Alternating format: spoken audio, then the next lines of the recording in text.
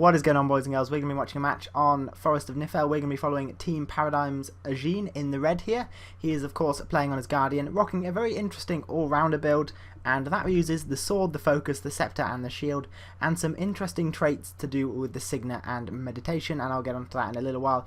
This game is incredibly fast. I haven't actually watched it yet, so I don't know how it pans out, but I do know it's going to be over in 4.5 minutes. So, as you can see, Team Paradigm gets the very early Chieftain snipe, because of course they spawned on the red side, as you can see, because they are in the red, which is the bottom right, in case you don't know. Ajin here is now going to try and solo Svanir all by himself, probably going to go fine because of course soloing was very, very easy in Beta Weekend 2, we'll have to see how that plans out for Beta Weekend 3, but he is probably going to go unopposed for this fight because Team Paradigm are pushing very hard into the blue team spawn, almost spawn locking them over by the henge.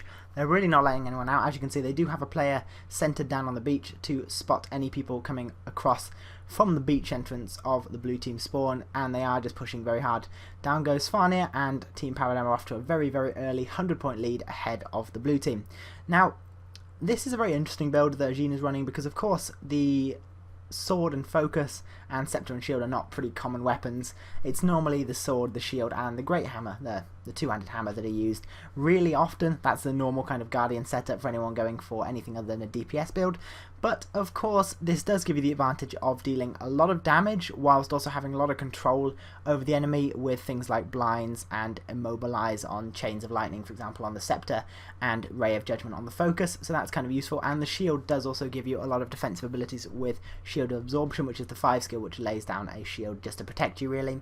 Then on the utility side of thing, it is pretty simple what he's gone for. He's just gone for the regular Signet Evolve, and as you can see, he is now being attacked by a Necromancer, really going for that very early stun lock, just trying to hold him in position because he does realise once they get out of range he won't have a lot to bring them back, so he is just trying to keep them close, trying to deal that very early damage, keep them immobilised, keep the blinds up as best he can. And now a Thief does join in.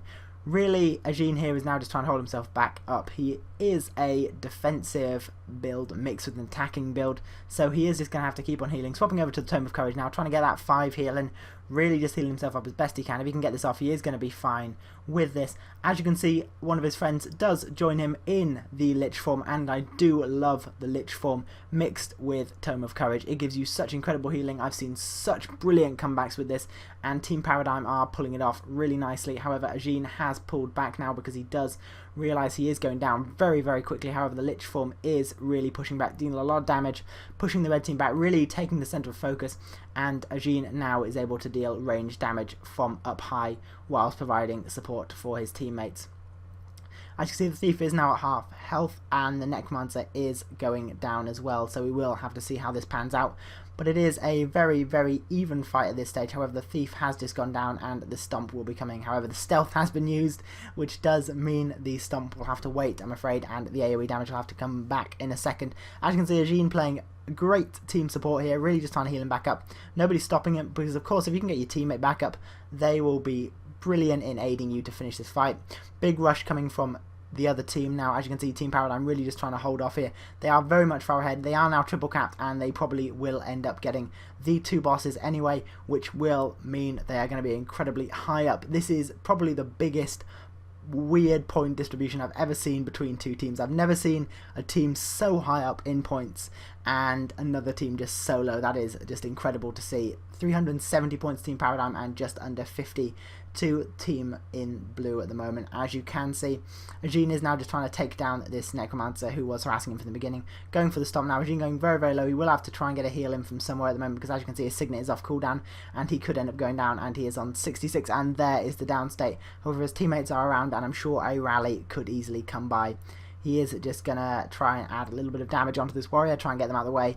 But of course, this game is very, very much in Team Paradigm's favour. As you can see, they did just take down the Chieftain, giving them the extra buff, and they are almost winning this game. That was the quickest game I think I've ever seen. There is nothing Team Blue can do to turn this around now. Great game there. Really, really aggressive from both teams. In fact, blue team did swap over and try and harass the mine in the late game there, which was the right thing to do. Sadly, Team Paradigm did manage to block them out for the entire game. Really great game, guys, very quick, and I really hope you enjoyed it.